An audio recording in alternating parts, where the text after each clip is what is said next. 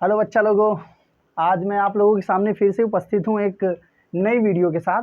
आज हम लोग सोशल साइंस में जो सबसे पहला चैप्टर है जिसका नाम है यूरोप में राष्ट्रवाद का उदय, उसके बारे में थोड़ा सा पढ़ेंगे और समझने की कोशिश करेंगे। ये हाई स्कूल की सोशल साइंस का पहला चैप्टर है, ठीक है।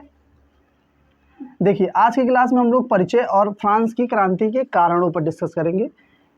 देखिए, इसमें के कई कारण हैं, 4-5 कारण हैं, तो मुख्यतः उसमें से 2-3 कारण हैं जिसको हम लोग जितना कारण अभी डिस्कस कर सकेंगे उतना करेंगे, ठीक है। कम से कम 2-4 कारण तो डिस्कस कर ही लेंगे। तो चलिए बेहतरीन तरीके से आज की क्लास स्टार्ट करते हैं और यूरोप में राष्ट्रवाद का मतलब समझते हैं। यूरोप में राष्ट्रवाद का उदय, देखो क्या है, यूरोप जो है एक महाद्वीप है, ठीक है।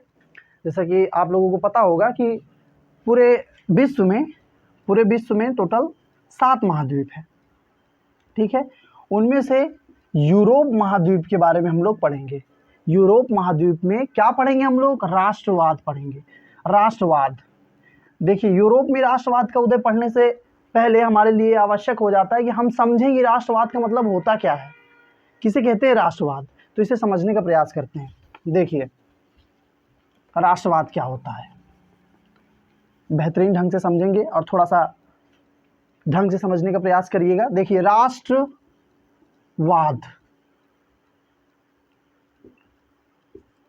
बच्चे ये जो वाद लिखा है ना, वाद का मतलब होता है बच्चों विचार, समझो। अब ये विचार अच्छे भी हो सकते हैं और बुरे भी हो सकते हैं, ठीक है। तो राष्ट्रवाद, वाद का मतलब होता है विचार। किसी भी शब्द में अगर वाद लग जाए तो समझो उस शब्द को मॉडिफाई किया गया है, किसके माध्यम से? विचारों के माध्यम से, ठीक है। तो उसी प्रकार जब यूरोप के हम राष्ट्रवाद की बात करते हैं तो यूरोप को एक राष्ट्र बनाने के लिए जो विचारधारा थी वहां की, उसे हम लोग राष्ट्रवाद कहते हैं, ठीक है। राष्ट्रवाद का मतलब आप ये समझ सकते हैं कि किसी भी देश के लिए देशभक्ति की भावना,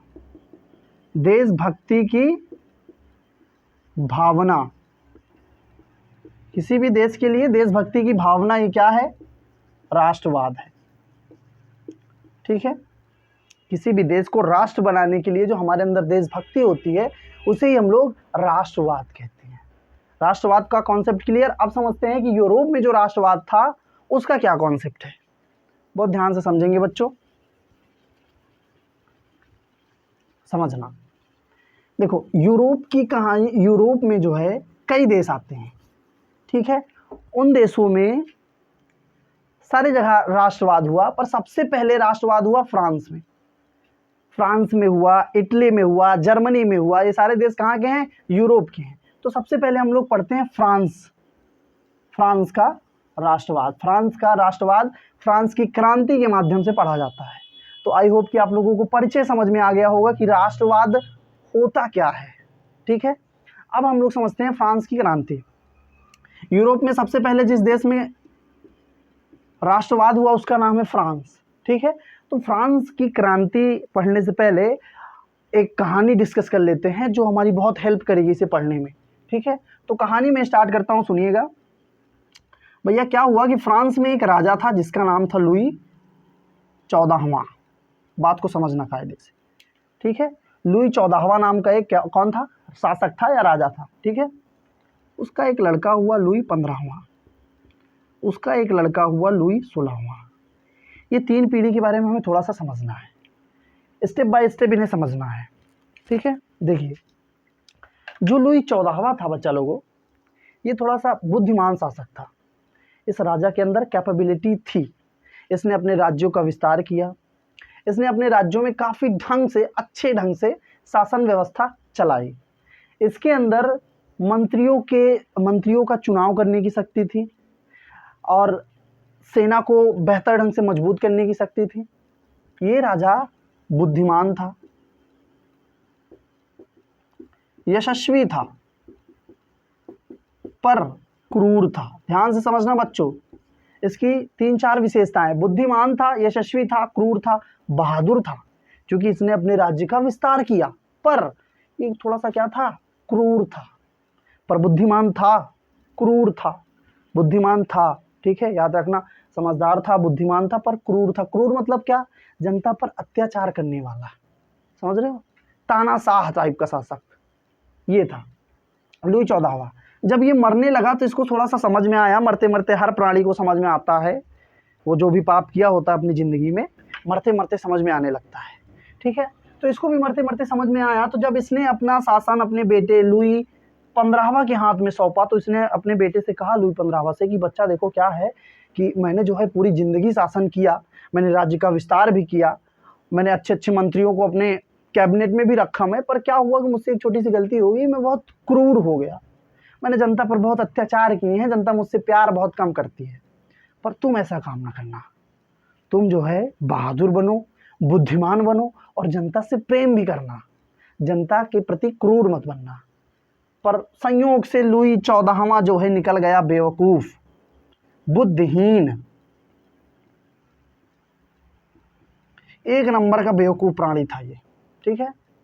इसने क्या किया, इसने ये कुछ नहीं कर पाया, ना तो इसके पास अच्छे मंत्री चुनने की शक्ति थी, ना तो इसने अपने राज्य का विस्तार किया, और ना इसने जनता के लिए कोई विशेष काम किया। ये बुद्धिमान, देखो क्या होता है जब किसी देश का राजा जो होता है बुद्धिहीन होता है, तो उस देश में जो ऐशो आराम होते हैं वो राजा के चाटुकार मारते हैं। बात समझना बहुत ध्यान से। ये राजा बुद्धिहीन है, इसकी बुद्धिहीनता का फायदा उठाने वाले लोग कौन थे? चाटुकार।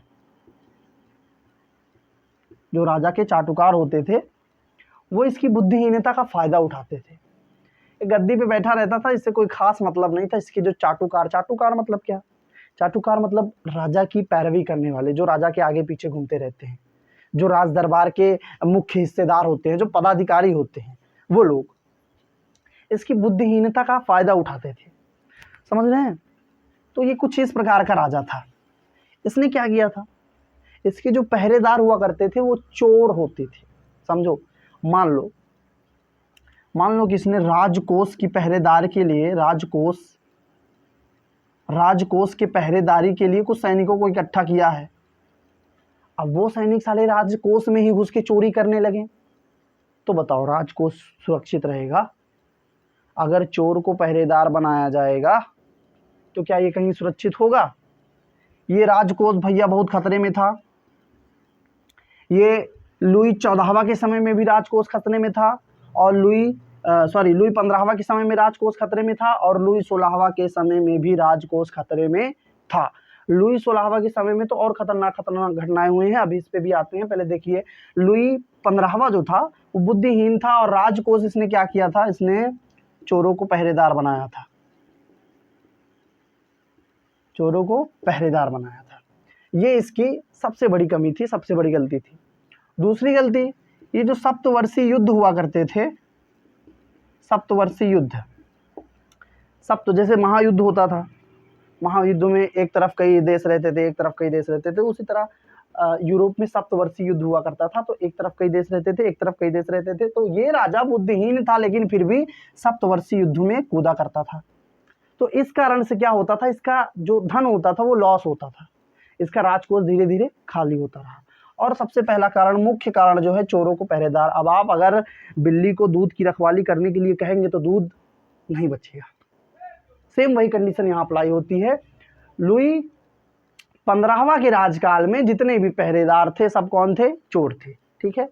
अब सत्ता इसके हाथ से ट्रांसफर होती है इसके बेटे के हाथ में, इसका नाम है लुई 16वां।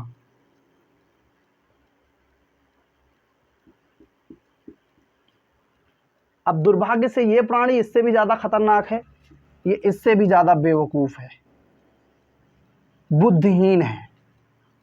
इसने अपने बाप से कुछ नहीं सीखा, लेकिन क्या? बुद्धिहीनता। ये भी सेम अपने बाप की कैटेगरी का था, ये भी बेवकूफ था, बुद्धिहीन था। इसके पास भी मंत्री चयन करने की शक्ति नहीं थी। इसने भी सप्तवर्षीय युद्धों में भाग लिया।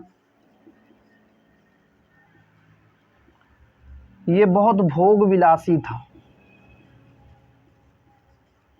ये बहुत भोग विलासी था। समझिएगा, यूरोप की क्रांति समझने के लिए हमें सबसे पहले इन लोगों को समझना आवश्यक है। लुई 15वां बुद्धिहीन था पर क्या था, बुद्धिमान था, यशस्वी था पर क्रूर था। उसके बाद लुई 15वां ये एक नंबर का बेवकूफ़ था, ना बुद्धिमान था ना यशस्वी था।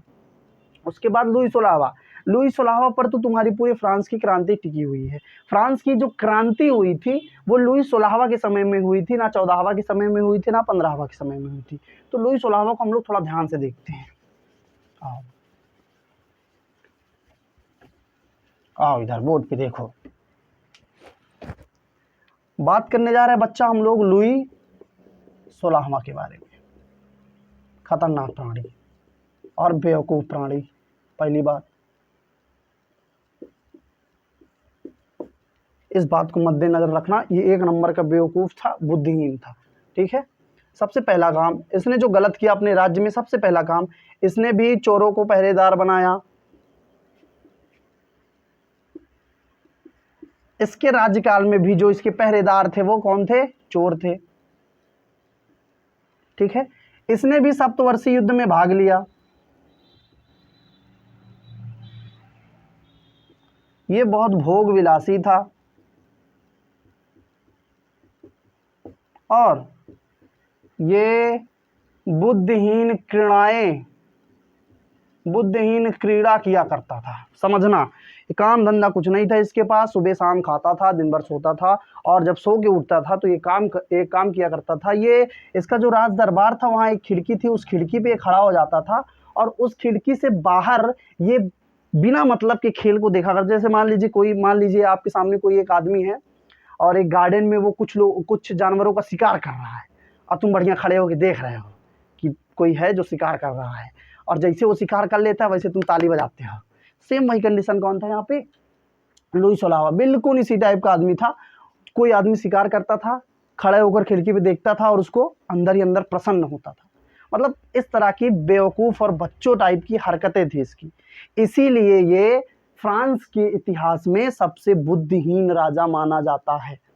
समझ गए ये। अब उसके बाद देखो, इसकी बुद्धिहीनता भी कम थी, इसके साथ इसकी एक पत्नी आ गई। लुई 16वां की पत्नी का नाम क्या है, मेरी एंतवानेट। ध्यान से समझना बच्चा लोगों, मेरी एंतवानेट ये इसकी पत्नी है। अब समझो, अब ये तो पहले से पागल था, अब मेरी एंतवानेट ये भी पागल। ये ऑस्ट्रिया की राजकुमारी थी। ऑस्ट्रिया एक देश है, ये भी कहाँ है, फ्रांस में। इसकी राजकुमारी थी कौन, मेरी एंतवानेट, और ये लुई 16वां की पत्नी थी। मुद्दे की बात यह है कि ये लुई 16वां की पत्नी थी।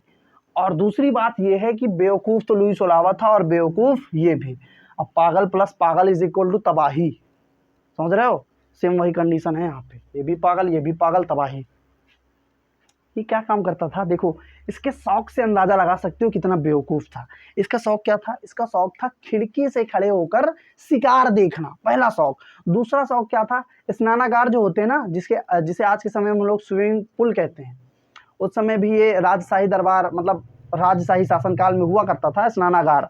तो ये स्नानागार की मरम्मत करने वालों को बैठ के देखा करता था। जैसे आज तुम लोग अगर मान लीजिए कोई फर्नीचर का मिस्त्री आया आपके घर में, वो कोई सामान बना रहा है और आप उसको बैठ के बढ़िया देख रहे हैं, टाइम बर्बाद कर रहे हैं, बिना मतलब के, कोई काम धंधा है नहीं, बैठ के देखो। सेम वही काम कौन करता था यहाँ पे, लुई 16वां। स्नानागार की मरम्मत और शिकार देखा करता था खिड़की पे खड़ा होकर। इस तरह मतलब इसके जीवन की इन घटनाओं से तुम ये अनुभव कर सकते हो कि ये कितने उच्च लेवल का मूर्ख था। और सेम उसी तरह उसी के ढांचे की थी उसकी पत्नी मेरी एंतवानेट, ऑस्ट्रिया की राजकुमारी थी। बच्चा याद रखना, एक नंबर के क्वेश्चन में आता है ये, ऑस्ट्रिया की राजकुमारी मेरी एंतवानेट, और ये लुई 16वां की पत्नी थी। ये भी एक नंबर की मूर्ख थी, मूर्ख। अब देखो इसकी जीवन काल की भी कुछ घटना है। एक बार क्या हुआ कि फ्रांस में कुछ लोग आंदोलन कर रहे थे, कर बहुत ज़्यादा हो गया था, राजा ने कर बहुत ज़्यादा लगा दिया था, किसान देने में असमर्थ थे। तो उन लोगों ने क्या किया, एक रैली निकाली, एक क्रांति, एक आंदोलन किया उन्होंने कि आंदोलन इस बात पे था कि भैया हमारे पास खाने पीने के लिए कुछ नहीं, हमको खाना दो। तो जनता कह रही थी रोटी दो, रोटी दो, रोटी दो। तो मेरी एंटोनेट पहुंची वहाँ पे, बढ़िया लाली लिपस्टिक लगा के मस्त तैयार होके पहुंची, बोली कि यार तुम लोग चिल्लाते काहे हो, रोटी नहीं है तो केक खा लो, क्या दिक्कत है, रोटी नहीं तो केक खाओ।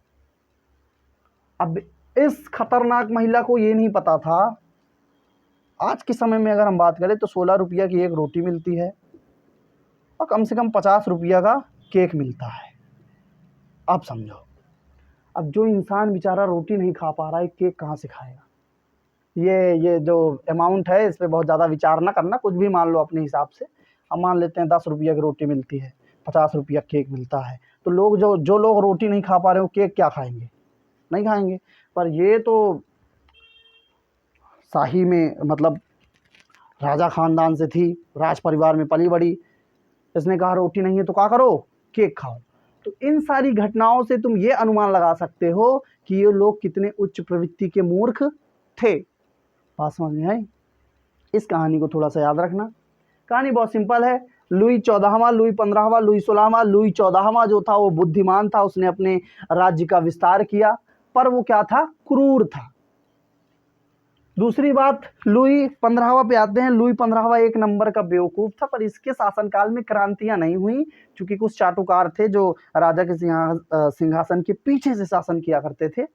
तो इस प्रकार से लुई 14वां का जीवन काल भी धीरे धीरे चला, लुई 15वां का। उसके बाद फिर जब लुई 16वां आया तो इसकी बेवकूफ़ियत थोड़ा ज़्यादा बढ़ गई थी, और इसकी शादी भी बहुत बेवकूफ़ लड़की से हो गई थी। तो पागल प्लस पागल इज इक्वल टू तबाही। कॉन्सेप्ट याद रखना, इतिहास में बहुत देखने को मिलेगा। पागल प्लस पागल इज इक्वल टू तबाही। ये बहुत शानदार सा कॉन्सेप्ट है। जहां दो पागल मिले समझ लो वहां तबाही है। कौन से पागल, ये मूर्ख वाले पागल हैं। एक पागल होते हैं जो जिद्दी होते हैं, तो जिद्दी वाले पागल नहीं है। जिद्दी वाले पागल होते तो आज फ्रांस 4 पॉइंट होता, समझ रहे हो, मतलब फ्रांस बहुत बड़ा होता। पर ये जिद्दी वाले पागल नहीं थे, ये मूर्ख वाले पागल थे। इस बात को भी ध्यान रखना। पागल प्लस पागल इज इक्वल टू तबाही। अब देखो, अब मूर्ख वाले पागल पागल मिलेंगे तो अलग प्रकार की तबाही होगी, समझ रहे हो, और जब जिद्दी वाले पागल पागल मिलेंगे तो अलग प्रकार की तबाही होगी। तो पागल प्लस पागल इज इक्वल टू तबाही, समझना। लुई 16वां, देखो इसके बारे में ये जो 2-4 बातें हैं इसको याद रखना। चोरों को इसने पहरेदार बनाया था, सप्तवर्षीय युद्ध में हिस्सा लेने का इसका कीड़ा काटता था बार बार, भोगी था, विलासी था, और बुद्धिहीन क्रीड़ाएं किया करता था, जैसे खिड़की पे खड़ा होकर शिकार देखना, स्नानागार की मरम्मत इत्यादि जैसे कामों में समय व्यर्थ करना। ये सारी इसकी कुछ मुख्य विशेषताएं थी। उसके बाद इसकी पत्नी मेरी एंटोनेट, ये ऑस्ट्रिया की राजकुमारी थी, ये भी बुद्धिहीन थी। अगर ऑस्ट्रिया की राजकुमारी राजा के कामों में दखल अंदाजी ना करती तो शायद फ्रांस का शासन व्यवस्था अच्छा चलता। पर ये जो राजकुमारी थी, पहली बात तो एक नंबर की मूर्ख, और एक नंबर की मूर्ख होने के बाद ये शासन कार्यों में इंटरफेयर किया करती थी, हस्तक्षेप किया करती थी, और इस कारण से वहाँ की शासन व्यवस्था और गड़बड़ाती है। अभी आगे तुम लोग देखोगे कि लुई 16वां की जब अंतिम रात थी, जब इसको फांसी चढ़ाने के लिए जनता एकदम बेकाब थी, तब मेरी एंटोनेट ने भी जनता का थोड़ा सा साथ दिया था। मूर्ख तो हब्बे है, और है कौन, ये लुई 16वां की पत्नी है। ठीक है, तो आई होप यहाँ तक की कहानी आप लोगों को क्लियर हो गई होगी। अब थोड़ा आगे चलते हैं। देखो, जब अति बहुत ज़्यादा हो जाती है ना, तो उसका अंत निश्चित होता है। तो इसी प्रकार से फ्रांस में भी अति बहुत अधिक हो गई थी, तो उसका अंत तो होना ही था। तो उसका अंत हुआ बच्चा फ्रांस की क्रांति से। कब हुई फ्रांस की क्रांति, याद रखना, 1779 ईस्वी। ये फ्रांस की क्रांति की डेट है। ठीक है बच्चा।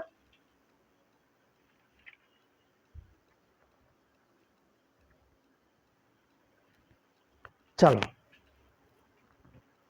अब देखते हैं हम लोग इसके थोड़ा से कारण पे।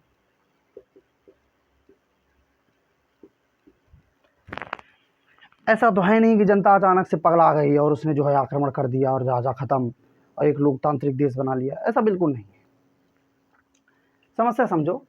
कारण कारण बहुत तगड़े हैं भैया, कई कारण है इसके। राजनीतिक कारण है, सामाजिक कारण है, राजनीतिक कारण है, आर्थिक कारण है, सामाजिक, राजनीतिक, आर्थिक, बौद्धिक कारण है, और है सैनिक कारण है, और एक है तात्कालिक कारण।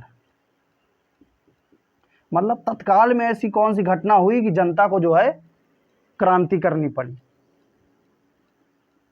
तो ये सारे कारण हैं। तो आज जो है हम लोग सामाजिक कारण पे बात करते हैं थोड़ा सा।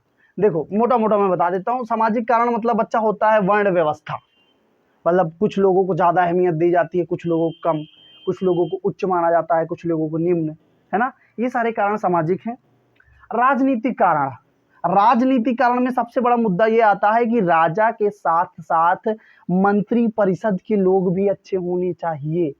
मतलब बात समझो, अगर केंद्र में अभी प्रेजेंट टाइम की बात करें तो केंद्र में बैठे हैं मोदी बाबा, लेकिन जरा सोचो केवल मोदी बाबा होशियार हों, बाकी बीजेपी के सारे नेता पागल हों, तो क्या शासन चल सकता है? बिल्कुल नहीं चल सकता। वही सेम कंडीशन अप्लाई करो यहाँ पर। राजनीतिक कारण, इसमें तो अरे इसमें तो मैंने बताया कि मोदी बाबा वाला थोड़ा दिमागदार है, पर इसमें देखो, इसमें तो राजा ही बेवकूफ है। समझ रहे हो? फ्रांस में तो राजा बेवकूफ है, और जो राजा बेवकूफ है वो अपनी मंत्री परिषद कहाँ से बुद्धिमान बना पाएगा? उसकी मंत्री परिषद भी टोटली बेवकूफों से भरी होगी। तो सेम वही कारण राजनीतिक मतलब सेम वही चीजें। राजनीतिक कारण में राजा भी बेवकूफ था और मंत्री परिषद में बैठे हुए पदाधिकारी भी बेवकूफ थे। आर्थिक कारण, आर्थिक कारण में बच्चा क्या हुआ कि इनकम का कोई सोर्स था नहीं। राजा के पास जो टैक्स पहुंचना चाहिए वो राजा के पास पहुंचता ही नहीं था। उससे पहले ही राजा के जो चाटुकार थे वो अपना अपना कोटा फुल कर लेते थे। टैक्स राजा के पास पहुंचता ही नहीं था, और जब टैक्स राजा के पास नहीं पहुंचेगा तो राजकोष में पैसा नहीं जाएगा, और राजकोष में पैसा नहीं जा रहा है पर बराबर राजकोष से पैसा खर्चा हो रहा है, तो आर्थिक समस्या तो आनी ही आनी है। और वो यहाँ आई, कैसे आई? किस तरह टैक्स लेकर, मतलब किस तरह टैक्स राजा तक नहीं पहुंचता था, कौन खा जाता था उसको, कौन टैक्स लेता था, किसको देता था, कहाँ देता था, कैसे देता था, ये सब लोग हम जब आर्थिक कारण पढ़ेंगे तो डिटेल में डिस्कस करेंगे। अभी मैं मोटा मोटा ऊपर ऊपर बता रहा हूँ। बौद्धिक कारण का मतलब है बच्चा देखो, जैसे कुछ होते हैं हर युग में, कुछ समाज परिवर्तक होते हैं, कुछ युग परिवर्तक होते हैं जो बच्चों को अच्छी अच्छी चीज़ें बताते हैं, खासकर युवाओं के लिए होते हैं कि ऐसा मत करो, ऐसा करो। मतलब एक बाबा टाइप के, साधु संत टाइप के लोग, है ना। तो साधु संत टाइप के लोग क्या करते हैं, वो तलवार वलवार से तो लड़ते नहीं है, वो क्या करते हैं, वो विचारों की क्रांति लाते हैं, वो विचारों को डेवलप करते हैं लोगों में, अच्छे विचारों को, मतलब अच्छे विचारों को ले जाते हैं, समझाया जाता है उनको, देखो ये गलत हो रहा है, तुम्हें इसका विरोध करना है। समझ रहे हो? तो वो है बौद्धिक कारण। बौद्ध मतलब क्या होता है? ज्ञान, और ज्ञान कहाँ? दिमाग। तो बौद्धिक कारण मतलब ऐसा कारण जो ज्ञानदायक है। फ्रांस के प्रशासन के दुर्व्यवहार के प्रति जो ज्ञानदायक कारण है उसे बौद्धिक कारण कहते हैं। ठीक है, आगे आओ सैनिक कारण। इसमें सैनिकों की बहुत दुर्दशा थी। एक तो ये बेवकूफ टाइप का राजा था, इसके राजकोष में पैसा बहुत कम था, सैनिकों को ढंग से पगार नहीं देता था, सैनिकों को ढंग से खाना पानी नहीं मिल पाता था, और इसके बाद भी सप्तवर्षीय युद्ध के लिए हर सैनिक को ये तैनात रख तक जाओ, तुमको सप्तवर्षीय युद्ध करना है। बेवकूफ राजा, बेवकूफ सेनापति, खाना पानी कुछ मिलना नहीं है, बेचारे सैनिक जाते थे, लड़ते थे, मर मुरा जाते थे, फिर वही समस्याएं उत्पन्न होती थी। तो सैनिकों ने भी कहा यार ये राजा ठीक नहीं, इसको हटाओ। तो सैनिक कारण भी थे फ्रांस की क्रांति की। तात्कालिक कारण, तात्कालिक कारण बहुत गजब का है, इसको तब पढ़ेंगे जब हम लोग इस क्रांति के अंतिम स्टेज में जाएंगे, तब इसको पढ़ने का मजा आएगा, अभी कोई मजा नहीं आएगा। मोटा मोटी समझो। अब हम लोग डिस्कस करते हैं सामाजिक कारण को। ठीक है, चलो बच्चा लोगों को सामाजिक कारण समझना, बहुत अच्छे समझना। सामाजिक कारण, इसमें क्या समाज बटा हुआ था बच्चा, ध्यान से समझना। प्रथम स्टेट, द्वितीय स्टेट, तृतीय स्टेट, तीन स्टेट में इसके जो समाज के लोग थे, तीन स्टेट में थे। ठीक है, प्रथम स्टेट में कौन था, द्वितीय स्टेट में कौन था, तृतीय स्टेट में कौन था, ये जानना हमारे लिए बहुत ज्यादा आवश्यक हो जाता है। ठीक है, जिसे समझो। अब जैसे हम वर्तमान समय की बात करें तो हमारे यहाँ मुख्यतः भारत में 4 कास्ट हैं। जनरल है, ओबीसी है, SC ST है, और एक SC है, एक ST, मतलब 4 कास्ट हैं। तो उस समय फ्रांस में मुख्यतः कितनी कास्ट थी? 3। प्रथम स्टेट, द्वितीय स्टेट, तृतीय स्टेट। ठीक है। प्रथम स्टेट में कौन थे बच्चा? इसमें थे पादरी, पादरी वर्ग के लोग। पादरी भी 2 प्रकार के थे, एक निम्न पादरी, एक उच्च पादरी। द्वितीय स्टेट में कौन था? सामंत। ये कितने थे बच्चा? ये भी 2 थे, निम्न और उच्च। हाँ, निम्न और उच्च। तृतीय स्टेट में मध्यम वर्गीय लोग और श्रमिक वर्ग। श्रमिक वर्ग और इसी में किसान लिख लो, जो छोटे मोटे किसान हुआ करते थे। और मध्यम वर्गीय में तो बहुत ढेर सारे लोग आते थे, डॉक्टर, वकील, व्यापारी, बड़े किसान, ये सारे लोग कहाँ आते थे बच्चा? मध्यम वर्गीय तृतीय स्टेट में। ठीक है। तो ये कुछ इस प्रकार की वर्ण व्यवस्थाएं थी। कहाँ? फ्रांस में। आप समझना, प्रथम स्टेट में पादरी थे बच्चा। पादरी कौन होते हैं? ध्यान समझना। देखो क्या होता था कि फ्रांस बहुत ज़्यादा धार्मिक था। फ्रांस के लोग ज़्यादातर ईसाई धर्म को मानते थे, तो वहाँ पर चर्च हुआ करते थे बच्चा। ध्यान से समझना, चर्च। तो फ्रांस में चर्च के लिए बहुत ढेर सारी भूमि थी। ये नहीं कि पूरे फ्रांस में 4-5 ठो चर्च बना दिया जाए बस बात खत्म, नहीं। वहाँ चर्च इनकम का एक बहुत बढ़िया सोर्स था। जैसे आज देख लो, आज हमारे यहाँ बड़ी बड़ी मंदिरें हैं और हर मंदिर से पैसा कलेक्ट होता है, एक अच्छी खासी सरकार को इनकम हो जाती है मंदिरों से। ठीक है। तो सेम यही इनकम उस समय फ्रांस में कहाँ से होती थी? चर्च से। और चर्च के ठेकेदार कौन होते थे? पादरी। जैसे हिंदुओं में पंडित होते हैं, वैसे ईसाइयों में पादरी होते हैं। और फ्रांस में ज्यादातर ईसाई लोग थे, तो वहां क्या होते थे? पादरी। तो प्रथम स्टेट में पादरियों को रखा जाता था। पादरी भी कई प्रकार के? 2 प्रकार के, एक उच्च पादरी, एक निम्न पादरी। तो समझो, जो ये पादरी लोग थे, ये लोग क्या करते थे? इन लोगों का काम क्या था? इन लोगों का काम था कि जितना भी जनता से पैसा इकट्ठा हो रहा है, जितना भी इकट्ठा हो रहा है, उस पैसा को लें, उस पैसे के माध्यम से पहले तो चर्च की कंडीशन ठीक की जाए, चर्च में जो भी दिक्कतें हों उनको उस पैसे से दूर किया जाए। उसके बाद जो पैसा बचे उसको राजा के राजकोष में ले जाके डाल दिया जाए। ठीक है। अब मेरी बात ध्यान से समझना, जो चर्च का पैसा कलेक्ट करना होता था, उसे कलेक्ट करने कौन जाता था? निम्न पादरी के लोग। और वो पैसा लाके वो लोग किसको देते थे? उच्च पादरी को। और उच्च पादरी का काम था कि ये पैसा वो कहाँ ले जाके रखे? राजकोष में। पर शायद फ्रांस का दुर्भाग्य था कि ये उच्च पादरी के लोग पैसवा यहाँ ले ही नहीं जाते थे, खुद ही अटक जाते थे। समझ रहे हो? यही कारण था कि फ्रांस का राजकोष धीरे धीरे खाली होता गया। समझ रहे हो? अब पैसा यहाँ पहुंचेगा ही नहीं और राजा बराबर पैसा खर्चा कर रहा है, तो भैया कोष तो खत्म हो ही जाएगा। समझ रहे हो? तो ये था भैया पादरियों का सिस्टम। फिर आते हैं हम द्वितीय स्टेट। द्वितीय स्टेट में कौन होते थे? सामंत। ये भी निम्न थे और उच्च थे, 2 प्रकार के सामंत थे। ये सामंत का क्या काम था? इनका काम था कि भूमि से मिलने वाले टैक्स को इकट्ठा करना, भूमि से, जमीनों से, किसानों से। ठीक है। तो ये लोग क्या करते थे? किसानों से कर इकट्ठा करते थे। देखो इसमें भी यही सिस्टम था, कर इकट्ठा करने कौन जाता था?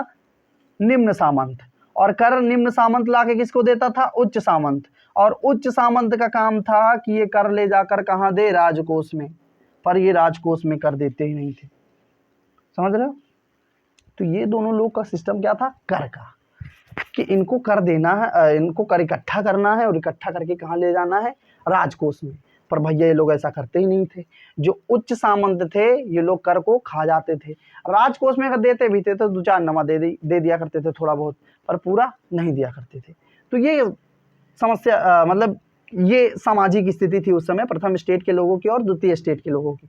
बात करते हैं तृतीय स्टेट में। तृतीय स्टेट में देखो मध्यम वर्गीय लोग, डॉक्टर, वकील, व्यापारी, बड़े किसान, और इधर श्रमिक और किसान। अब देखो बड़ी समस्या ये हुई बच्चा कि अगर किसी समाज में पढ़े लिखे लोग रह रहे हैं और पढ़े लिखे लोगों को तवज्जो नहीं दिया जा रहा है, तो ये कहीं ना कहीं समस्या है, युवाओं के लिए एक बहुत बड़ी समस्या है। तो फ्रांस में ये जो देखो डॉक्टर जो होगा, वकील जो होगा, व्यापारी जो होंगे, पढ़े लिखे लोग होंगे, तो ये पढ़े लिखे लोग थे, पर इनको फ्रांस में उतनी तवज्जो नहीं मिलती थी जितनी ये सामंत और पादरियों को मिलती थी। तो ये लोग हमेशा से इनके खिलाफ ही रहते थे। अगर मान लीजिए कोई वैकेंसी निकलती है, मान लीजिए कि फ्रांस में राज दरबार में मंत्रियों की आवश्यकता है, तो मंत्रियों के लिए, मंत्रियों के पद के लिए सबसे पहले पादरी और सामंत के बच्चों को सिलेक्ट किया जाता था कि बच्चा तुम आओ, होनहार हो चाहे ना हो, तुम्हारे अंदर गुण हो चाहे ना हो, टैलेंटेड हो चाहे ना हो, इससे मतलब नहीं है। तुम अगर पादरी और सामंत में किसी भी स्टेट से अगर तुम बिलोंग करते हो तो तुम आओ, मंत्री बनो और चाटुकारिता करो और पैसा वैसा लूटो आराम से कायदे से। पर क्या होता था बच्चा, तृतीय स्टेट में जो पढ़े लिखे लोग थे, डॉक्टर, वकील, व्यापारी, बड़े किसान, श्रमिक किसान, ये जो मध्यम वर्ग के लोग थे, ये इनसे बहुत चिढ़ा करते थे। क्यों? क्योंकि ये पढ़े लिखे हैं, इनके पास समस्या, इनके पास दिमाग है, टैलेंटेड है, पर फिर भी इनको नहीं लिया जा रहा है। इनसे इनको छोटा बताया जाता था, जबकि ये इनसे ज़्यादा पढ़े लिखे होते थे। इसलिए एक बड़ा कारण ये भी है कि ये लोग इनसे चिढ़ते थे। और जब क्रांति होने की बात आई, तो क्रांति में सबसे ज़्यादा हिस्सा इन्हीं लोगों ने लिया, मध्यम वर्ग के लोगों ने। ठीक है, फिर अंतिम श्रमिक और किसान की बात आती है। तो देखिए क्या होता है, जब कोई बहुत ज़्यादा गरीबी रेखा में हो तो उसके पास दो ऑप्शन बचते हैं, या तो किसी तरह जी ले या तो फिर वो लुटेरा बन जाए। फ्रांस में भी ऐसी बहुत सी घटनाएं हुई हैं जहां श्रमिकों को मारा जाता था, उत्पीड़ित किया जाता था और उनसे जबरदस्ती कर वसूला जाता था। तो बहुत से ऐसे छोटे छोटे श्रमिक हैं जो उस समय डाकू बन गए थे, जो लूट मार का काम करने लगे थे, क्योंकि वो समझ गए थे कि हमें मेहनत से खाने को तो मिल ही नहीं सकता, इसलिए वो छीना झपटी करने पे उतारू हो गए।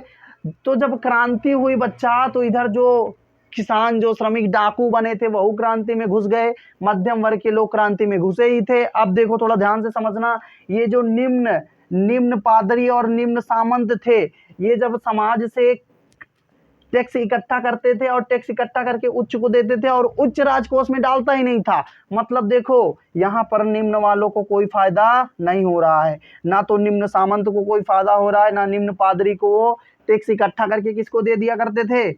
उच्च पादरी और उच्च सामंत को, और ये लोग खा जाते थे। तो समझ रहे हो, तो जब क्रांति हुई तो ये निम्न वाले भी इनके विपक्ष में हो गए, बोले साले हमको तो कुछ मिलता नहीं है, बिना मतलब कि हम परेशान रहते हैं, मेहनत करते हैं। तो इस कारण से क्या हुआ कि जो निम्न पादरी के लोग थे और ये जो निम्न सामंत के लोग थे, ये भी क्रांति में इन लोगों के साथ आ गए। क्रांति की पहल किसने की? मध्यम वर्ग के लोगों ने। मध्यम वर्ग के लोगों ने क्रांति की पहल की।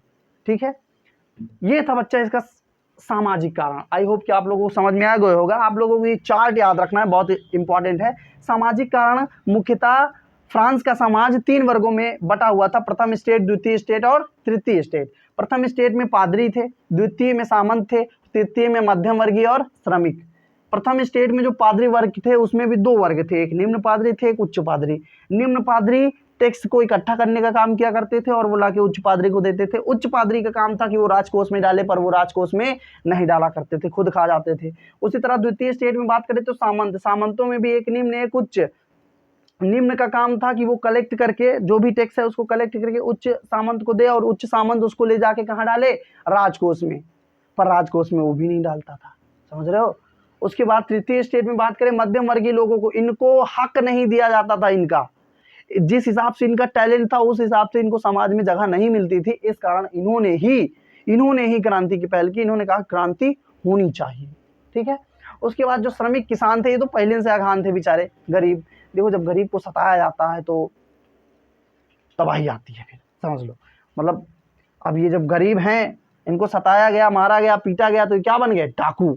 और जब डाकू बन गए तो क्रांति के समय यही लाठी गोदी डंडा लेकर निकले फिर, और फिर लोई सलावा कांत हुआ। ठीक है, तो ये कुछ इस प्रकार का समाज था फ्रांस में।